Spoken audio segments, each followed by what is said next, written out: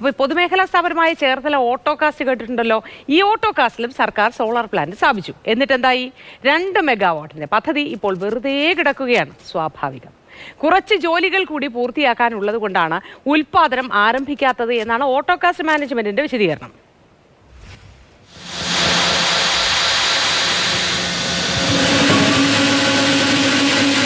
ഒരു മാസം 10 ലക്ഷം രൂപ കുറയും.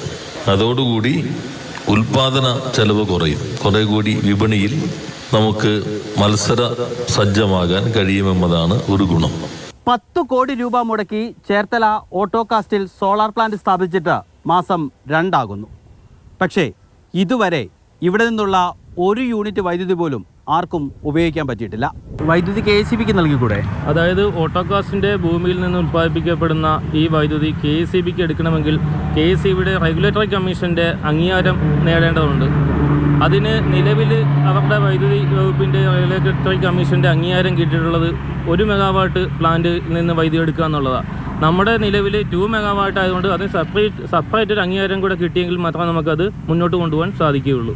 വൈദ്യുതി മന്ത്രി കൃഷ്ണൻകുട്ടിയും വ്യവസായ മന്ത്രി PD രാജീവ് സാറുമായിട്ടുള്ള വിവിധ ചർച്ചകൾ നടന്നുണ്ടെങ്കിലും അതിൻ്റെ പുരോഗതി അങ്ങോട്ട് പോകുന്നില്ല. കാരണം ദിനം പ്രതി ഇവിടുന്ന് ഉപയോഗിക്കുന്ന 8000 യൂണിറ്റ് വൈദ്യുതിയാണ് ആർക്കുമില്ലാതെ നഷ്ടപ്പെട്ടുകൊണ്ടിരിക്കുന്നത്. ഇൻഗൽ എന്ന സ്ഥാപനത്തിനാണ് നമ്മുടെ സോളാറിൻ്റെ പദ്ധതി നിർവ്വഹണ ചുമതല ഏർപ്പെടുത്തിയിരുന്നത്. 10 കോടി രൂപയായിരുന്നു അതിൻ്റെ പൂർണ്ണ നിർമ്മാണ ചെലവിന് വേണ്ടി എസ്റ്റിമേറ്റ് വെച്ചിരുന്നത്. അത് 4 കോടി രൂപ മാത്രമാണ് സർക്കാർ ഈ പദ്ധതിക്കായിട്ട് കൈമാറിയിട്ടുള്ളത്. അത് കാരണം ഇൻഗൽ ഓട്ടോകാസ്റ്റിന് ഈ പദ്ധതി പൂർണ്ണമായിട്ടും നൽകിയിട്ടില്ല. ഓട്ടോകാസ്റ്റിന് പ്രതിമാസം 30 ലക്ഷം രൂപയാണ് കറണ്ട് ബില്ല് വരുന്നത്. ആ ബാധ്യത ഒഴിവാക്കാൻ വേണ്ടിയാണ് 10 കോടി രൂപ മുടക്കി സോളാർ പ്ലാന്റ് സ്ഥാപിച്ചത്. സർക്കാർ കൊടുക്കേണ്ട ഫണ്ട് എത്രയും പെട്ടെന്ന് കൊടുത്ത് പദ്ധതി പൂർത്തീകരിക്കുകയാണെങ്കിൽ സ്ഥാപനത്തിൻ്റെ കറണ്ട് ബില്ല് വളരെയധികം കുറക്കാൻ പറ്റും. ഇത് ലാഭകരമായി കൊണ്ടുപോകുന്നതിന് എല്ലാ ശ്രമവും ഗവൺമെൻറ് നടത്തും. 24-25 ഓട്ടോകാസ്റ്റ് ലാഭത്തിലായിരിക്കണം. അതിനുള്ള എല്ലാ സാഹചര്യമുണ്ട്. ഓർഡറുകൾ നന്നായി വരുന്നുണ്ട്, കുറെ പ്ലാനുകൾ വന്നിട്ടുണ്ട്. അത് നന്നായി നടപ്പിലാക്കിയാൽ ചരിത്രം സൃഷ്ടിക്കാൻ കഴിയും. 40ാമത്തെ വർഷം ചരിത്രം സൃഷ്ടിക്കാൻ കഴിയും.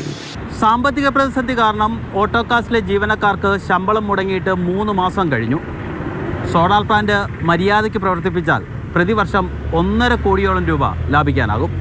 ബോണിയം വർഗീസിനൊപ്പം രഘുനാഥ് നാരായണൻ, മാതൃഭൂമി ന്യൂസ്, ആലപ്പുഴ.